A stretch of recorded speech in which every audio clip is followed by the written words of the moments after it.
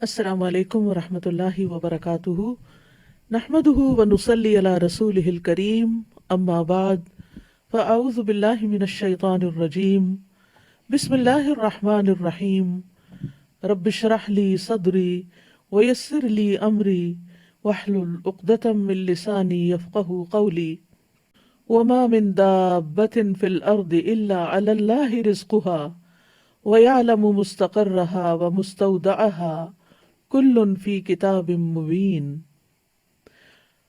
और ज़मीन में चलने वाला कोई जानदार ऐसा नहीं मगर अल्लाह ही के ऊपर उसका रिस्क है, और वो उसके ठहरने की जगह और उसके सौंपे जाने की जगह को जानता है। सब कुछ एक वाज़ेह किताब में दर्ज है। तो हर जानदार का रिस्क अल्लाह के ज़िम्मा है। आज हम इस मौजू पर गुफ्तगू करेंगे। रिस्क हर जानदार की ज़रूरत है। कोई ज़ीरूह इसके हुसूल की जद्दोजहद से खाली नहीं हो सकता, मगर हमारा दीन इसको ज़रूरत के दर्जे में रखता है, ना कि मकसद के दर्जे में। यानी रिस्क कमाना, रिस्क खाना ज़रूरियात ज़िंदगी में से तो है, लेकिन ज़िंदगी का मकसद नहीं है। यानी हम जीने के लिए खा रहे हैं, खाने के लिए नहीं जी रहे। मोमिन के पास जो दौलत आती है वो उसे अपनी ज़रूरियात पर खर्च करने के बाद दूसरे ज़रूरतमंदों पर भी खर्च करता है। अपनी आखिरत की फिक्र करता है, ना कि उस दौलत से सिर्फ अपना मेयार ज़िंदगी बुलंद करता चला जाए। मोमिन जायज़ तरीके से रिस्क हासिल करता है और जायज़ जगहों पर खर्च करता है। मोमिन अल्लाह का रिस्क खाकर अल्लाह ही को याद करता है, उसका शुक्र अदा करता है। लेकिन ये याद रहे कि दुनियावी रिस्क इंसान की मादी ज़रूरियात को पूरा करता है, मगर उसकी रूहानी ज़रूरियात के लिए जो रिस्क अल्लाह ने दे रखा है उसके लिए अल्लाह ही की तरफ रुजू करना होता है। लिहाजा बंदा मोमिन अपना सारा वक्त सिर्फ माल कमाने में ही नहीं लगा देता, बल्कि अल्लाह की इबादत के लिए भी वक्त निकालता है। उस इबादत के तरीकों को सीखने के लिए, इल्म हासिल करने के लिए भी वक्त निकालता है। और यूं वो रिस्क के मामले में क़नात इख्तियार करता है, और यही ज़रिया है इत्मीनान पाने का, क्योंकि उसे यकीन होता है कि हर जानदार का रिस्क अल्लाह के ज़िम्मा है। वमा मिन दाब्बतिन, और नहीं कोई भी जानदार। दाब्बा, दाब्बा दबीब से है। हर उस जानदार को कहते हैं जो सतह ज़मीन पर चलता और रेंगता है। तो रूए ज़मीन पे चलने वाला हर जानदार यानी जी रूह, खा इंसान हो या हैवान हो, खुश्की का जानवर हो या पानी का जानवर हो, उसकी खुराक और उसका रिस्क अल्लाह ताला के ज़िम्मे है। इस प्लैनेट पर जितने भी जान रखने वाले हैं उन सबको वही खिलाता पिलाता है, उनकी सारी ज़रूरियात वही पूरी करता है।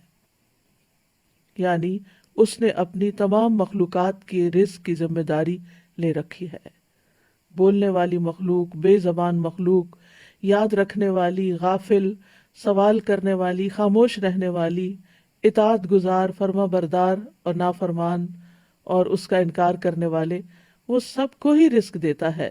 ज़मीन पे बिखरी हुई जितनी भी मखलूक है, ज़मीन में बसेरा करने वाली जितनी भी मखलूक है, आसमान के किनारों पे महवे परवाज जो भी मखलूक है, समुंदर की गहराइयों में तैरने वाली जो भी मखलूक है, उन सब की तादाद को भी वही जानता है, उनकी अक़साम और ज़रूरियात को जानता है, और उन्हें हर लम्हे रिस्क पहुंचा रहा है। सूरत अल-अनकबूत आयत 60 में अल्लाह ताला फरमाते हैं, वकअय्यिम मिन दाब्बतिन ला तहमिलु रिज़्क़हा अल्लाहु यर्ज़ुक़ुहा व इय्याकुम व हुवस समीउल अलीम। और कितने ही चलने वाले जानदार हैं जो अपना रिस्क उठाए नहीं फिरते, यानी अपनी कमर पे लाद के नहीं फिर रहे, बल्कि एक वक्त का खाते हैं और फिर अगले वक्त के लिए फिर तलाश में निकल पड़ते हैं। अल्लाह उन्हें रिस्क देता है और तुम्हें भी, और वही सब कुछ जानने वाला, सब कुछ सुनने वाला और सब कुछ खूब जानने वाला है। परिंदों को रिस्क देने वाला भी अल्लाह है। उमर बिन खत्ताब से रिवायत है, कहते हैं कि रसूलुल्लाह सल्लल्लाहु अलैहि वसल्लम ने फरमाया, अगर तुम अल्लाह पर इस तरह तवक्कुल करो जिस तरह हक है तवक्कुल करने का, तो वो तुम्हें इसी तरह रोजी दे जैसे वो परिंदों को देता है। صبح کو وہ بھوکے اٹھتے ہیں اور شام کو پیٹ بھرے ہوئے آتے ہیں، لیکن وہ سارا دن رزق تلاش کرتے ہیں، یعنی ان کے گھونسلے تک نہیں پہنچتا بلکہ وہ اس کے لیے کوشش اور محنت کرتے ہیں۔ جانوروں کے رزق کا بھی مالک اللہ ہے۔ اس سلسلے میں مسند احمد میں ایک روایت آتی ہے، ابو سعید خدری سے مروی ہے، وہ کہتے ہیں کہ ایک بھیڑیے نے ایک بکری پر حملہ کیا اور اس کو پکڑ کر لے گیا۔ چرواہے نے اس کا تعاقب کیا اور اس سے بکری چھین لی۔ وہ بھیڑیا اپنی دم کے بل پہ بیٹھ کے کہنے لگا وہ بھیڑیا اپنی دم کے بل پر بیٹھ کر کہنے لگا، تم اللہ سے نہیں ڈرتے؟ وہ بھیڑیا اپنے دم کے بل بیٹھ کر کہنے لگا کہ تم اللہ سے نہیں ڈرتے کہ تم نے مجھ سے میرا رزق جو اللہ نے مجھے دیا تھا چھین لیا؟ وہ چرواہا کہنے لگا، تعجب ہے کہ ایک بھیڑیا اپنی دم پر بیٹھ کر مجھ سے انسانوں کی طرح بات کر رہا ہے۔ تو وہ بھیڑیا کہنے لگا، میں تمہیں اس سے زیادہ تعجب کی بات نہ بتاؤں؟ محمد صلی اللہ علیہ وسلم یثرب میں لوگوں کو ماضی کی خبریں بتا رہے ہیں۔ جب وہ چرواہا اپنی بکریوں کو ہانکتا ہوا مدینہ پہنچا تو اپنی بکریوں کو کسی گوشے میں جمع کیا اور رسول اللہ صلی اللہ علیہ وسلم کی خدمت میں حاضر ہوا اور سارا واقعہ سنایا۔ رسول اللہ صلی اللہ علیہ وسلم کے حکم پر الصلاۃ جامعۃ کی منادی کر دی گئی، اور یہ اس وقت ہوتا تھا جب آپ سب لوگوں کو نماز کے وقت کے علاوہ اکٹھا کرنا چاہتے تھے۔ پھر آپ اپنے گھر سے نکلے اور چرواہے سے فرمایا کہ لوگوں کے سامنے اپنا واقعہ بیان کرو۔ اس نے لوگوں کے سامنے سارا واقعہ بیان کر دیا۔ رسول اللہ صلی اللہ علیہ وسلم نے فرمایا، اس نے سچ کہا۔ تو یہاں پر اللہ سبحانہ و تعالیٰ بندوں کو تسلی دے رہے ہیں کہ رزق کے معاملے میں زیادہ پریشان نہ ہو، کیونکہ سب کا رزق، سب کا رازق اللہ ہی ہے، وہی سب کو رزق فراہم کرتا ہے۔ یہ اللہ کا وعدہ ہے اور اس کی ایک سچی ضمانت ہے، اس کا فضل اور مہربانی ہے، حالانکہ اللہ کے ذمے کچھ بھی واجب نہیں ہے۔ لیکن اگر اللہ نے یہ وعدہ کر رکھا ہے تو پھر یہ ضرور پورا ہو کر رہے گا، کیونکہ اللہ وعدے کی خلاف ورزی نہیں کرتا۔ شیطان انسانوں سے فقر کا وعدہ کرتا ہے جبکہ اللہ فضل کا وعدہ کرتا ہے۔ سورۃ البقرہ میں آتا ہے، الشیطان یعدکم الفقر ویأمرکم بالفحشاء واللہ یعدکم مغفرۃ منہ وفضلا واللہ واسع علیم۔ شیطان تمہیں فقر کا ڈراوا دیتا ہے اور تمہیں شرمناک بخل کا حکم دیتا ہے، اور اللہ تمہیں اپنی طرف سے بڑی بخشش اور فضل کا وعدہ دیتا ہے، اور اللہ وسعت والا سب کچھ جاننے والا ہے۔ ابن عباس کہتے ہیں کہ دو چیزیں اللہ کی طرف سے ہیں، دو شیطان کی طرف سے ہیں۔ شیطان تم سے محتاجگی کا وعدہ کرتا ہے اور کہتا ہے اپنا مال خرچ نہ کرو، اسے اپنے ہی پاس روک کر رکھو کیونکہ تمہیں آئندہ اس کی ضرورت ہوگی، اور وہ تمہیں بے حیائی کا حکم بھی دیتا ہے۔ اور اللہ تم سے وعدہ کرتا ہے کہ وہ ان نافرمانیوں پر تمہیں معاف کر دے گا اور رزق میں اضافہ کر دے گا۔ اور جہاں تک لفظ رزق کا تعلق ہے تو ابن منظور لسان العرب میں کہتے ہیں، رزق سے مراد ہر وہ چیز ہے جس کے ساتھ ہر زندہ مخلوق کی زندگی قائم ہوتی ہے، خواہ وہ چیز معنوی ہو یا مادی ہو، یعنی ہر زندہ مخلوق جس چیز پر انحصار کرتا ہے، جس پر اس کی زندگی کا دار و مدار ہوتا ہے، وہ اس کے لیے رزق ہے۔ لیکن یاد رکھیے کہ رزق صرف کھانا پینا ہی نہیں، صرف مال ہی نہیں، بلکہ ہر نعمت رزق ہے۔ یعنی بعض لوگ سمجھتے ہیں کہ شاید مال کا ملنا ہی رزق ہے، جبکہ ہر وہ چیز ہر وہ نعمت جو اللہ نے آپ کو دی ہے وہ اللہ کا رزق ہے۔ اس میں مال بھی ہے، آل اولاد بھی ہے، اہل و عیال ہے، صحت، محبت، قبولیت، یہ ساری چیزیں رزق کہلاتی ہیں۔ یعنی یہ ساری انسان کی ضروریات ہیں اور اللہ سبحانہ و تعالیٰ ان ضروریات کو پورا کرتا ہے۔ یعنی ہر عطا کردہ چیز جو ہے وہ اللہ کا رزق ہے۔ اور پھر رزق کی دو قسمیں ہیں، ایک عام رزق ہے، ایک خاص رزق ہے۔ عام رزق سے ہر نیک اور فاجر فائدہ اٹھاتا ہے، اس میں حیوان، انسان، جن سب شامل ہیں۔ یہ جسموں کا رزق ہے اور یہ رزق اللہ نے تقسیم کیا ہے، اور اللہ نے ان میں سے ہر ایک کو رزق دینے کا ذمہ لیا ہے۔ دوسرا خاص رزق ہے، اور یہ رزق کی دوسری قسم اللہ اپنے انبیاء اور اپنے رسولوں کے ہاتھوں پر اپنے بندوں میں سے جسے چاہتا ہے یہ رزق عطا کرتا ہے، اور یہ ایمان اور توحید کا رزق ہے۔ یہ تو اللہ تعالیٰ اس کو عطا کرتا ہے جو اس کا حقدار ہو اور جو اللہ کا شکر گزار ہو۔ لیکن بہرحال اللہ بہت فضل والا، بہت زیادہ احسان کرنے والا ہے، اور رزق اس کو دیتا ہے جو اس کے اسباب کو اختیار کرتا ہے۔ اور سب سے عظیم اور بہترین رزق جنت ہے، جو سب سے بہتر، سب سے مکمل، سب سے افضل، سب سے عزت والا رزق، اور سب سے بلند اور سب سے زیادہ قائم رہنے والا وہ رزق جو اللہ اپنے بندوں کو دے گا، وہ جو کبھی نہ ختم ہوگا، اور یہ مومنوں کے ساتھ خاص ہے۔ وَمَن يُؤْمِن بِاللَّهِ وَيَعْمَلْ صَالِحًا يُدْخِلْهُ جَنَّاتٍ تَجْرِي مِن تَحْتِهَا الْأَنْهَارُ خَالِدِينَ فِيهَا أَبَدًا قَدْ أَحْسَنَ اللَّهُ لَهُ رِزْقًا، اور جو اللہ پر ایمان لائے اور نیک عمل کرے، وہ اسے ایسے باغوں میں داخل کرے گا جن کے نیچے سے نہریں بہتی ہیں، ان میں ہمیشہ رہنے والے ہیں، ہمیشہ ہمیشہ۔ بلا شبہ اللہ نے اس کے لیے اچھا رزق بنایا ہے۔ تو فرمایا وما من دابۃ الا علی اللہ رزقها ویعلم مستقرها ومستودعها، اور وہ اس کا ٹھکانہ اور اس کے سونپے جانے کی جگہ کو بھی جانتا ہے۔ یا مستقر سے مراد وہ جگہ ہے جس کی طرف ہر کوئی چیز جگہ پکڑتی ہے، اور رات اور دن بھی اسی میں ٹھہرتے ہیں۔ اور مستودع یہ وہ جگہ ہے جس میں کوئی چیز دفن کی جاتی ہے جب موت آتی ہے۔ تو گویا مستقر ہوا دنیا کا ٹھکانہ، اور مستودع ہوا مرنے کے بعد کا ٹھکانہ یعنی قبر۔ اور لیکن ابن عباس کہتے ہیں کہ مستقر سے مراد یا تو جنت ہے یا جہنم، یعنی اللہ سبحانہ وتعالیٰ کو پہلے سے ہی پتا ہے کہ کون لوگ جنت میں جائیں گے اور کون کون جہنم میں جائیں گے، کیونکہ قرآن مجید میں آتا ہے جنت کے بارے میں حسنت مستقرا و مقاما، کہ کتنی اچھی ٹھہرنے کی جگہ ہے۔ تو گویا اس طرح پھر اللہ تعالیٰ ہر جاندار کی زندگی کے یعنی موجودہ زندگی کے حالات بھی جانتا ہے، اور موت کے بعد کے بھی حالات جانتا ہے۔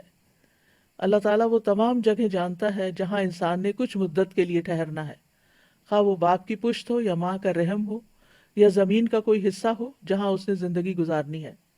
اور اللہ تعالیٰ وہ جگہ بھی جانتا ہے جن کے سپرد انسان مرنے کے بعد ہوتا ہے، خواہ وہ زمین میں کھودی ہوئی جگہ ہو یا کسی جانور کا پیٹ ہو، یا جو بھی جگہ اللہ نے قیامت تک اس کے سپرد ہونے کے لیے لکھی ہے، وہ سب کچھ اس کے لیے قبر ہی ہے۔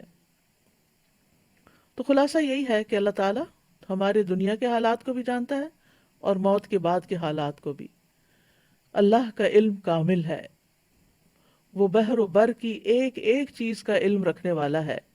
سورۃ الانعام میں فرمایا وَعِندَهُ مَفَاتِحُ الْغَيْبِ لَا يَعْلَمُهَا إِلَّا هُوَ وَيَعْلَمُ مَا فِي الْبَرِّ وَالْبَحْرِ وَمَا تَسْقُطُ مِنْ وَرَقَةٍ إِلَّا يَعْلَمُهَا وَلَا حَبَّةٍ فِي ظُلُمَاتِ الْأَرْضِ وَلَا رَطْبٍ وَلَا يَابِسٍ إِلَّا فِي كِتَابٍ مُبِينٍ، اور اسی کے پاس غیب کی چابیاں ہیں، انہیں اس کے سوا کوئی نہیں جانتا، اور وہ جانتا ہے جو کچھ خشکی اور سمندر میں ہے، اور کوئی پتا نہیں گرتا مگر وہ اسے جانتا ہے، اور زمین کے اندھیروں میں کوئی دانہ نہیں، اور نہ کوئی تر جگہ ہے اور نہ خشک، مگر وہ ایک نہ کوئی تر چیز ہے نہ خشک، مگر وہ ایک واضح کتاب میں ہے۔ کوئی چیز جو ذرے برابر بھی ہو اس کے علم سے باہر نہیں۔ سورۃ یونس میں آتا ہے وَمَا يَعْزُبُ عَنْ رَبِّكَ مِن مِّثْقَالِ ذَرَّةٍ فِي الْأَرْضِ وَلَا فِي السَّمَاءِ وَلَا أَصْغَرَ مِن ذَلِكَ وَلَا أَكْبَرَ إِلَّا فِي كِتَابٍ مُّبِينٍ، اور تیرے رب سے کوئی ذرہ برابر چیز بھی نہ زمین میں غائب ہو سکتی ہے اور نہ آسمان میں، اور نہ اس سے کوئی چھوٹی چیز یعنی ذرے سے چھوٹی چیز، اور نہ کوئی بڑی چیز مگر ایک واضح کتاب میں موجود ہے۔ کل فی کتاب مبین، ہر چیز لوح محفوظ میں لکھی ہوئی ہے، واضح کتاب میں لکھی ہوئی ہے۔ اور جو کچھ بھی ہوتا ہے، جو بھی حادثے زمین یا آسمان میں ہوتے ہیں، ان سب کا علم اللہ کے پاس ہے، اور وہ علم لکھا ہوا بھی ہے، یعنی اس نے ہر چیز کی تقدیر لکھ دی ہے، ہر چیز پر اس کی مشیت نافذ ہے، اور ہر ایک کے لیے اس کا رزق وسیع ہے۔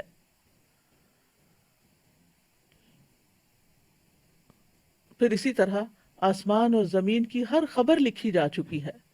الم تعلم ان اللہ یعلم ما فی السماء والارض ان ذلک فی کتاب ان ذلک علی اللہ یسیر، کیا تم نہیں جانتے کہ اللہ وہ سب کچھ جانتا ہے جو آسمان اور زمین میں ہے، بلا شبہ یہ سب کچھ ایک کتاب یعنی لوح محفوظ میں درج ہے، اور اللہ کے لیے یہ بات بالکل آسان ہے۔ آسمان و زمین کی تخلیق سے 50,000 سال پہلے اللہ نے ایک کتاب میں سب کچھ لکھ دیا۔ تو اس آیت سے یہ پتہ چلتا ہے کہ اللہ ہی دراصل رازق ہے، رزق کا مکمل اختیار اللہ کے پاس ہے۔ سورۃ فاطر میں آتا ہے یا ایھا الناس اذکروا نعمت اللہ علیکم هل من خالق غیر اللہ یرزقکم من السماء والارض لا الہ الا هو فأنا تؤفکون۔ لوگو، اپنے آپ پر اللہ کے احسان کو یاد رکھو۔ کیا اللہ کے سوا کوئی اور خالق ہے جو تمہیں آسمانوں اور زمین سے رزق دے؟ یاد رکھو اس کے سوا کوئی الہ نہیں، پھر تم کہاں سے دھوکہ کھا جاتے ہو۔ تو الہی میں یہ بات بھی شامل ہے کہ وہ ڈیٹی ہے، سب کا رازق ہے، سب کو سب مخلوقات کو پال رہا ہے، اور اگر رازق وہ ہے تو پھر عبادت بھی اسی کی ہونی چاہیے۔ وہ رزق کو بڑھاتا بھی ہے اور گھٹاتا بھی ہے، یہ بھی یاد رکھیے۔ یعنی انسان کا رزق ہمیشہ ایک جیسا نہیں رہتا۔ اگر آج کسی کے پاس کم ہے تو کل زیادہ بھی ہو سکتا ہے، اور اگر آج کسی کے پاس زیادہ ہے تو کل کم بھی ہو سکتا ہے۔ اللہ یبسط الرزق لمن یشاء ویقدر وفرحوا بالحیاۃ الدنیا وما الحیاۃ الدنیا فی الآخرۃ الا متاع۔ اللہ رزق فراخ کرتا ہے جس کے لیے وہ چاہتا ہے اور تنگ کر دیتا ہے، اور وہ دنیا کی زندگی پر خوش ہو گئے، حالانکہ دنیا کی زندگی آخرت کے مقابلے میں تھوڑے سامان کے سوا کچھ بھی نہیں ہے۔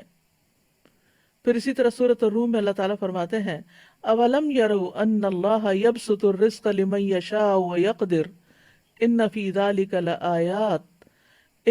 ذلک لآیات لقوم یؤمنون۔ اور کیا انہوں نے نہیں دیکھا کہ اللہ رزق فراخ کر دیتا ہے جس کے لیے وہ چاہتا ہے اور تنگ کر دیتا ہے، بے شک اس میں ان لوگوں کے لیے یقیناً بہت سی نشانیاں ہیں جو ایمان رکھتے ہیں۔ آسمان و زمین کی کنجیاں اسی کے پاس ہیں، اکثر لوگ اس کے اس اختیار سے لا علم ہیں۔ سورۃ سبا میں فرمایا قل ان ربی یبسط الرزق لمن یشاء ویقدر ولکن اکثر الناس لا یعلمون۔ کہہ دیجئے بے شک میرا رب رزق فراخ کرتا ہے جس کے لیے چاہتا ہے اور تنگ کر دیتا ہے، لیکن اکثر لوگ علم نہیں رکھتے۔ وہ صرف حالات کو، اسباب کو اور ظاہری چیزوں کو دیکھتے رہتے ہیں کہ اس وجہ سے اس ریزن سے اور اس ریزن سے یہ کم ہو گیا ہے، لیکن یہ سب کچھ اللہ کے حساب میں پہلے سے ہی ہے۔ جب ایک بچہ پیدا ہوتا ہے تو پیدا ہونے سے پہلے جب وہ ماں کے پیٹ میں ہوتا ہے تو فرشتہ آتا ہے اور اس کا رزق لکھتا ہے کہ یہ کتنی، اور یہ اللہ کی طرف سے تقدیر لے کر آتا ہے کہ کس کو کتنا رزق ملے گا، اور یہ سب اللہ کا اندازہ ہے کہ کس کو کیا ملنا چاہیے۔ اللہ کے سوا کوئی اور انسان کے رزق کا مالک نہیں۔ اللہ رزق دیتا ہے، لیتا نہیں ہے۔ سورۃ طٰہٰ میں اللہ تعالیٰ فرماتے ہیں وَأْمُرْ أَهْلَكَ بِالصَّلَاةِ وَاصْطَبِرْ عَلَيْهَا لَا نَسْأَلُكَ رِزْقًا نَحْنُ نَرْزُقُكَ وَالْعَاقِبَةُ لِلتَّقْوَىٰ۔ اور اپنے گھر والوں کو نماز کا حکم دو اور اس پر خوب پابند رہو۔ ہم تم سے کسی رزق کا مطالبہ نہیں کرتے، ہم ہی آپ کو رزق دیتے ہیں، اور اچھا انجام تقویٰ کا ہے۔ لیکن آپ دیکھیے کہ اس کے برعکس ہم اپنے گھر والوں کو کس چیز کا یا بچوں کو کس چیز کا حکم دیتے رہتے ہیں، وہ نماز پڑھیں یا نہ پڑھیں، نماز کی پابندی کریں یا نہ کریں، اس کا اتنا غم نہیں ہوتا جتنا اس بات کا غم کہ یہ کیا کما رہے ہیں، یہ کہ کہاں سے کھائیں گے، یہ کیسے جئیں گے۔ ضرور اس کا بھی فکر ہونا چاہیے، یہ نہیں کہا گیا کہ اسباب اختیار نہ کرو، اسباب اختیار کرنے چاہیے، لیکن اللہ سبحانہ وتعالیٰ فرماتے ہیں کہ ہم آپ سے رزق نہیں مانگتے، رزق تو اللہ کے ہاتھ میں ہے۔ نحن نرزقک ان اللہ هو الرزاق ذو القوۃ المتین۔ اور اگر وہ اپنا رزق روک لے تو کوئی دے نہیں سکتا۔ امن ھذا الذی یرزقکم ان امسک رزقہ بل لجوا فی عتو ونفور۔ یا وہ کون ہے جو تمہیں رزق دے اگر وہ اپنا رزق روک لے، بلکہ وہ سرکشی اور بدکنے پر اڑے ہوئے ہیں۔ تو جب انسان کو یہ یقین ہو جاتا ہے کہ رازق اللہ ہے تو پھر انسان رزق کی تنگی میں اسی کی طرف رجوع کرتا ہے، ورنہ وہ انسانوں کو یہ سمجھتا ہے کہ یہ میرے رازق ہیں تو پھر وہ ان کی چاکری پہ لگ جاتا ہے اور ان کی خوشامد پہ لگ جاتا ہے کہ شاید یہی جاب دیں گے تو جاب ہوگی، یا یہ تعاون کریں گے تو ہی رزق ملے گا، جبکہ رزق جو ہے وہ اللہ کے ذمہ ہے۔ اللہ تعالیٰ فرماتے قل ارأیتم ان اصبح ماؤکم غورا فمن یأتیکم بماء معین، کہہ دو کیا تم نے دیکھا اگر تمہارا پانی گہرا چلا جائے تو کون ہے جو تمہیں بہتا ہوا پانی لا کر دے؟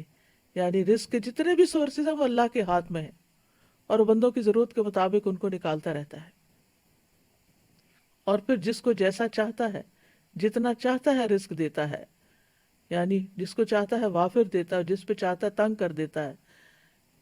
سورۃ زاریات میں آتا ہے ان اللہ هو الرزاق ذو القوۃ المتین، بے شک اللہ ہی بے حد رزق دینے والا، طاقت والا، نہایت مضبوط ہے۔ اور اس معاملے میں یعنی رزق کے معاملے میں کوئی بھی اللہ کو عاجز کرنے والا نہیں، یعنی اگر اللہ تعالیٰ دینا چاہے کسی کو تو کوئی روک نہیں سکتا، اور اگر وہ روک دے تو کوئی دے نہیں سکتا۔ قرآن مجید میں آتا ہے ان ھذا لرزقنا ما لہ من نفاد، بلا شبہ یقیناً یہ ہمارا رزق ہے جس کے لیے کسی صورت ختم ہونا نہیں ہے۔ دنیا میں بھی جب تک مخلوقات زندہ ہے رزق آتا رہے گا، اور جنت میں جانے کے بعد تو جنت کا رزق کبھی ختم ہوگا ہی نہیں۔ پھر یہ رزق کے معاملے میں یہ بھی یاد رہے کہ اللہ سبحانہ وتعالیٰ اپنے نافرمانوں کو بھی رزق دیتا ہے، یعنی اگرچہ تقویٰ سے اور توکل سے یعنی کہ رزق کی کنجیاں ہیں کئی ایک، لیکن جو نافرمانی کرتے ہیں دنیا کی اس محدود زندگی میں، چونکہ وہ اللہ کی مخلوق ہے، اللہ نے ان کو پیدا کیا ہے، تو اللہ تعالیٰ ان کو رزق بھی عطا کرتا ہے، ان کی نافرمانیوں کے باوجود بھی انہیں رزق دیتا ہے۔ شیطان بھی اللہ ہی سے رزق مانگتا ہے، حالانکہ وہ اللہ کا دشمن ہے، لیکن رسول اللہ صلی اللہ علیہ وسلم نے فرمایا کہ ابلیس نے کہا اے میرے رب تو نے اپنی ساری مخلوق کا رزق واضح کر دیا ہے، تو میرا رزق کہاں ہے؟ اللہ نے فرمایا ہر وہ چیز جس پر میرا نام نہ لیا جائے اس رزق میں تم شامل ہو۔ پھر اسی طرح آسمان والوں کو بھی وہی رزق دیتا ہے اور زمین والوں کو بھی وہی رزق دیتا ہے۔ حاتم الاسم سے پوچھا گیا من این تاکلو، کہاں سے تم کھاتے ہو؟ یعنی تم کوئی کام کاروبار تو نہیں کرتے، کھاتے کہاں سے ہو؟ قال من عند اللہ، کہنے لگا اللہ کے پاس سے۔ ان کو کہا گیا کہ اللہ تعالیٰ آسمان سے تمہارے لیے دینار و درہم نازل فرمائیں گے؟ انہوں نے کہا کیا اللہ صرف آسمان ہی میں ہے؟ یہ زمین بھی اسی کی ہے اور یہ آسمان بھی اسی کا ہے، اگر وہ میرا رزق آسمان سے نہ دے گا تو زمین سے چلا کر میرے پاس لے آئے گا۔ وہ کہتے ہیں نا تمہارا آسمان سے اترے گا، تو بات یہ ہے کہ وہ زمین سے بھی لے آئے گا۔ پھر انہوں نے یہ شعر پڑھے وَكَيْفَ أَخَافُ الْفَقْرَ وَاللَّهُ رَازِقِي، میں فقر سے کیوں ڈروں جبکہ اللہ میرا رازق ہے۔ وَرَازِقُ هَذَا الْخَلْقِ فِي الْعُسْرِ وَالْيُسْرِ، تنگی اور آسانی میں اس مخلوق کا رازق وہی ہے۔ تَكَفَّلَ بِالْأَرْزَاقِ لِلْخَلْقِ كُلِّهِمْ، اس نے ساری مخلوقات کے رزق کا ذمہ لے رکھا ہے۔ وَمَا مِن دَابَّةٍ إِلَّا عَلَى اللَّهِ رِزْقُهَا وَلِلضَّبِّ فِي الْبَيْدَاءِ وَالْحُوتِ فِي الْبَحْرِ، گوہ کو صحرا میں رزق دیتا ہے اور مچھلی کو سمندر میں رزق دیتا ہے۔ اور پھر ہم دیکھیں کہ ہر مخلوق کی رزق کی ضرورت مختلف ہے، انسانوں میں سے بھی مختلف علاقوں کے رہنے والے لوگ مختلف طرح کی چیزیں کھاتے ہیں، اسی طرح پانی میں رہنے والے جانوروں کا رزق اور طرح ہے، خشکی والوں کا اور طرح، پرندوں کا اور طرح ہے، جنگلی جانوروں کا اور طرح ہے۔ پھر لوگوں کے ہاں پسند ناپسند بھی ہے، پھر ان کی ٹیسٹ کا بھی فرق ہے، کوئی مرچیں کھاتا ہے کوئی نہیں کھاتا، تو اسی کے مطابق اللہ سبحانہ وتعالیٰ نے اتنی ورائٹی پیدا کر دی ہے۔ اور یہ اتنی ورائٹی پیدا کرنے کا یہ مطلب نہیں کہ ہم ہر چیز ہی کھائیں، یہ ہر چیز ہمارے لیے بنی ہے، ہر ایک کی ضرورت کے مطابق اللہ تعالیٰ نے تقسیم کر رکھا ہے۔ کچھ لوگ کچھ چیزوں کو بالکل بھی نہیں کھا سکتے، یہ ہم کہتے ہیں الرجی ہے، ٹھیک ہے الرجی ہوتی ہے، لیکن اصل میں تو پیچھے اللہ ہی کا اذن ہوتا ہے کہ وہ جس کو چاہے دے اور جس سے چاہے روک دے، جس کو چاہے وہ چیز کھانے دے اور جس سے چاہے وہ نہ کھانے دے۔ اور پھر اللہ وہاں سے رزق دیتا ہے جہاں سے بندہ گمان بھی نہیں کر سکتا۔ وَيَرْزُقُهُ مِنْ حَيْثُ لَا يَحْتَسِبُ وَمَن يَتَوَكَّلْ عَلَى اللَّهِ فَهُوَ حَسْبُهُ إِنَّ اللَّهَ بَالِغُ أَمْرِهِ قَدْ جَعَلَ اللَّهُ لِكُلِّ شَيْءٍ قَدْرًا، اور اسے رزق دے گا جہاں سے وہ گمان نہیں کرتا، اور جو کوئی اللہ پر بھروسہ کرے تو وہ اسے کافی ہو جاتا ہے۔ بے شک اللہ اپنا کام پورا کر کے رہتا ہے، یقیناً اللہ نے ہر چیز کے لیے ایک اندازہ مقرر کیا ہے. اصل میں ہم جلد باز ہیں، ہم چاہتے ہیں کہ ہمارا کام وقت سے پہلے ہی ہو جائے. پھر مرنے کے بعد بھی اپنے بندوں کو وہی رزق دیتا ہے. خاص طور پر شہید جو ہیں ان کو مرنے کے بعد بھی رزق ملتا ہے. نبی صلی اللہ علیہ وسلم نے فرمایا جب تمہارے بھائی احد میں شہید کر دیے گئے تھے تو اللہ نے ان کی روحوں کو سبز رنگ کے پرندوں کے پیٹوں میں کر دیا جو جنت کی نہروں پہ آتے ہیں، وہاں کے پھل کھاتے ہیں، پھر سونے کی قندیلوں میں لوٹ جاتے ہیں جو عرش کے سائے میں لٹک رہی.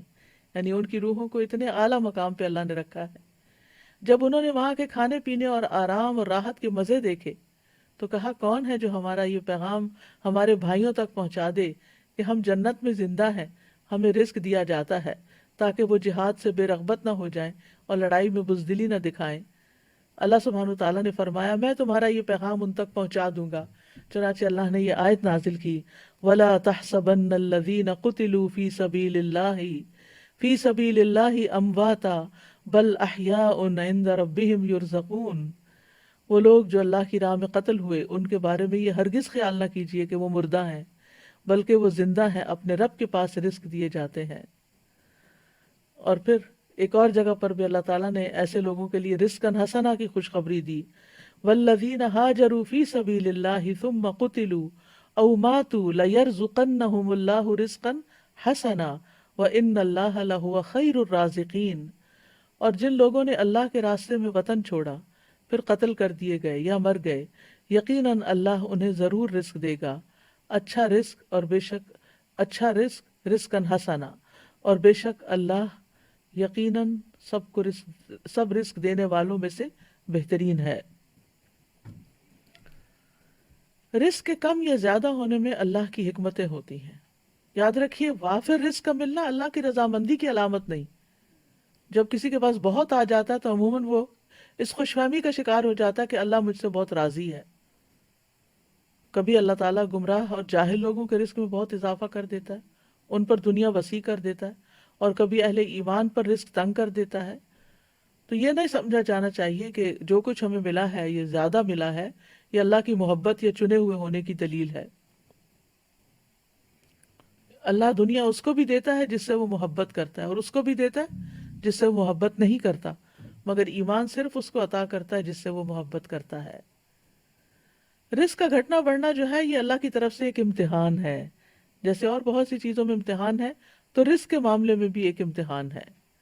فَأَمَّا الْإِنسَانُ إِذَا مَا ابْتَلَاهُ رَبُّهُ فَأَكْرَمَهُ وَنَعَّمَهُ فَيَقُولُ رَبِّي أَكْرَمَنِ وَأَمَّا إِذَا مَا ابْتَلَاهُ فَقَدَرَ عَلَيْهِ رِزْقَهُ فَيَقُولُ رَبِّي أَهَانَنِ.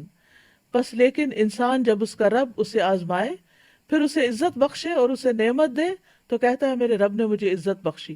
لیکن جب وہ اسے آزمائے پھر اس پر اس کا رزق تنگ کر دے تو کہتا ہے میرے رب نے مجھے ذلیل کر دیا.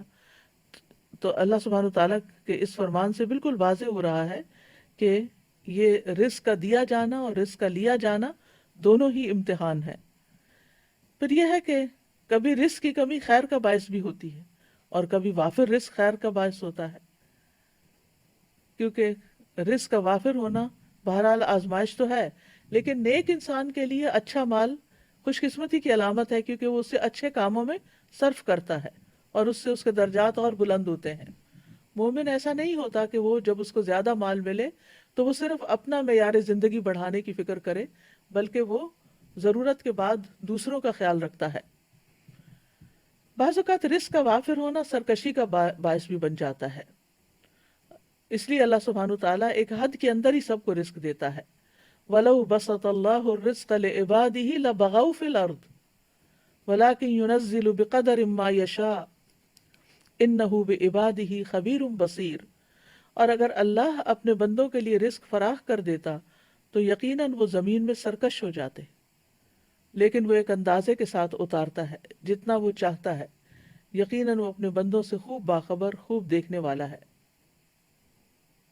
تو فرما برداروں کے لیے وافر رزق جو ہے وہ بہترین چیز ہے. سلیمان علیہ السلام کو اللہ سبحانہ تعالیٰ نے ایسی حکومت عطا کی تھی کہ جو کسی کو عطا نہیں ہوئی. اللہ نے ان کے لیے ہواؤں کو تابع کر دیا، جہاں ان کو جانا ہوتا وہ ان کے حکم پر نرمی کے ساتھ چلتی، شیاطین ان کے لیے مسخر کر دیے جو سب معمار اور غوطہ زن تھے اور کچھ دوسرے زنجیروں میں جکڑے ہوئے تھے. تو اللہ تعالیٰ فرماتے ہیں ہاذا عطاؤنا، یہ ہماری عطا ہے. فمنن او امسک بغیر حساب، اب کسی پہ احسان کرو یا اپنے پاس رکھو، کوئی حساب بھی نہیں. پھر اسی طرح ایوب علیہ السلام جب وہ بیماری سے صحت یاب ہوئے اور غسل فرما رہے تھے کہ سونے کی ٹڈیاں آپ پر گرنے لگی. ایوب علیہ السلام انہیں اپنے کپڑے میں سمیٹنے لگے. اتنے میں ان کے رب نے انہیں پکارا، اے ایوب، کیا میں نے تمہیں اس چیز سے بے نیاز نہیں کر دیا جسے تم دیکھ رہے ہو؟ یعنی تمہارے اندر تو اس چیز کی خواہش نہیں ہے؟ ایوب علیہ السلام نے جواب دیا، جی ہاں، تیری بزرگی کی قسم، لیکن تیری برکت سے میرے لیے بے نیازی کیسے ممکن ہے؟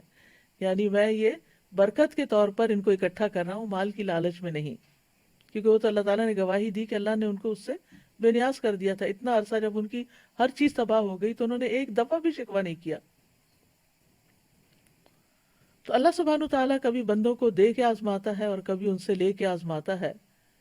اور آزمائش کے اعتبار سے سب سے زیادہ سخت انبیاء ہوتے ہیں، پھر علماء ہوتے ہیں، پھر عام نیک لوگ ہوتے ہیں. خود نبی صلی اللہ علیہ وسلم کا اکثر وقت فاقوں میں گزرتا تھا. نعمان رضی اللہ عنہ خطبہ دے رہے تھے اور کہنے لگے کہ عمر رضی اللہ عنہ نے اس دنیا کا ذکر کیا جو لوگوں نے حاصل کر لی. پھر فرمایا، میں نے رسول اللہ صلی اللہ علیہ وسلم کو دیکھا کہ آپ سارا دن بھوک کی وجہ سے بے قرار رہتے تھے. آپ خراب کھجور تک نہ پاتے تھے جس سے اپنا پیٹ بھر لیں. عائشہ رضی اللہ تعالیٰ عنہ فرماتی ہیں کہ محمد صلی اللہ علیہ وسلم کے گھرانے اگر کبھی ایک دن میں 2 مرتبہ کھانا کھایا، گھرانے نے، آپ صلی اللہ علیہ وسلم کے گھرانے نے اگر دن میں کبھی 2 مرتبہ کھانا کھایا تو اس میں ضرور ایک وقت صرف کھجوریں ہوتی تھی، یعنی ان کوکڈ کھانا. اسی طرح صحابہ کرام جو تھے ان میں سے بھی بہت سے فاقے کے ساتھ ہوتے تھے. اصحاب صفہ اکثر فاقے سے رہا کرتے تھے، حتیٰ کہ بھوک سے نڈھال ہو کر بے ہوش ہو کر گر جاتے تھے تو بدوی کہتے تھے کہ یہ پاگل لوگ ہیں. رزق کے حوالے سے چند اور باتیں بھی یاد رکھنے کی ہیں. نمبر 1 یہ کہ ہر انسان کا رزق مقرر ہو چکا ہے. نبی صلی اللہ علیہ وسلم نے فرمایا، ابن آدم سے 4 چیزیں کے معاملے میں فارغ ہوا جا چکا ہے: اس کی تخلیق، اس کے اخلاق، اس کے رزق اور اس کی موت سے. پھر ماں کے پیٹ میں ہی بچے کا رزق لکھ دیا جاتا ہے. رزق سے بھاگنے والا بھی رزق پا کر ہی رہے گا. رزق کی تلاش میں نکلنا چاہیے، منع نہیں ہے.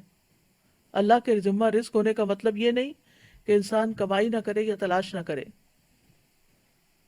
یعنی اس کا مطلب ہے کہ رزق کے تمام خزانے اللہ کے ہاتھ میں ہیں، لیکن انسان کو محنت کرنا ہوگی، اسباب اختیار کرنا ہوں گے. اور رزق کی تلاش کا بھی حکم دیا گیا ہے، فَابْتَغُوا عِندَ اللَّهِ الرِّزْقَ وَاعْبُدُوهُ. جمعے کے دن بھی جب جمعہ پڑھ لیا جائے تو کیا حکم دیا گیا؟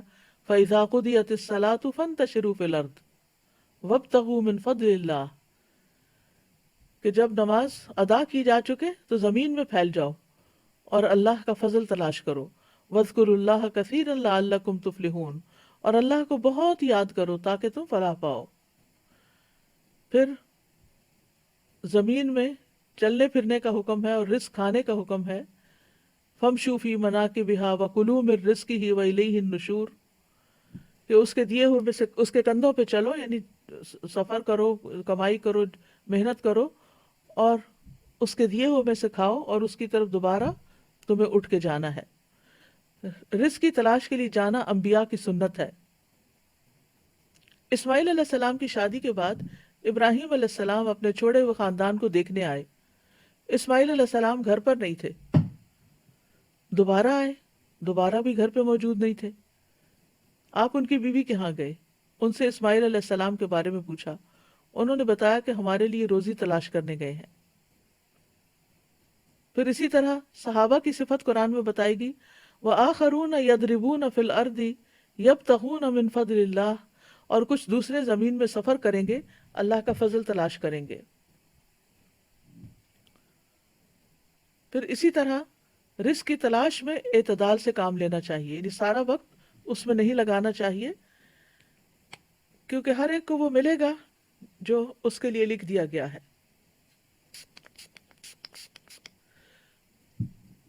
یاد رکھیے، رزق کو رزق کے لیے محنت کرنے، کمانے کے علاوہ کچھ اور چیزیں بھی ہیں کہ جو انسان کے رزق کو بڑھاتی ہیں، جس میں نمبر 1 ایمان اور تقوی اختیار کرنا۔ وَمَن يَتَّقِ اللَّهَ يَجْعَل لَّهُ مَخْرَجًا وَيَرْزُقْهُ مِنْ حَيْثُ لَا يَحْتَسِبُ، جو اللہ کا تقوی اختیار کرے گا اللہ اس کے لیے مشکلات سے نکلنے کا راستہ بنا دے گا، اللہ اس کو وہاں سے رزق دے گا جہاں سے وہ گمان بھی نہیں رکھتا۔ پھر اسی طرح ایمان اور عمل صالح کرنے والے سے اللہ کا وعدہ ہے کہ وہ اس کو رزق عطا کرے گا۔ ابن عباس سے اس آیت کا مطلب پوچھا گیا، من عمل صالحا من ذکر او انثى وهو مؤمن فلنحيينه حیاتا طیبہ، جو بھی نیک عمل کرے، مرد ہو یا مومن، مرد ہو یا عورت ہو اور وہ مومن ہو، تو یقیناً ہم اسے ضرور زندگی بخشیں گے، پاکیزہ زندگی، اور یقیناً ہم انہیں ان کا اجر ضرور بدلے میں دیں گے۔ تو انہوں نے کہا حیات طیبہ سے مراد حلال رزق ہے، کہ ایسے لوگوں کو اللہ تعالیٰ حلال رزق عطا کرے گا۔ پھر یہ ہے کہ رزق کمانے کے ساتھ ساتھ عبادت کے لیے وقت نکالنا چاہیے، ورنہ فرمایا ابن آدم مجھ سے دور نہ ہو ورنہ میں تیرے دل کو فقر سے اور تیرے ہاتھ کو شغل سے بھر دوں گا، یعنی کام کبھی ختم نہیں ہوں گے، عبادت کے لیے بھی وقت نکالو۔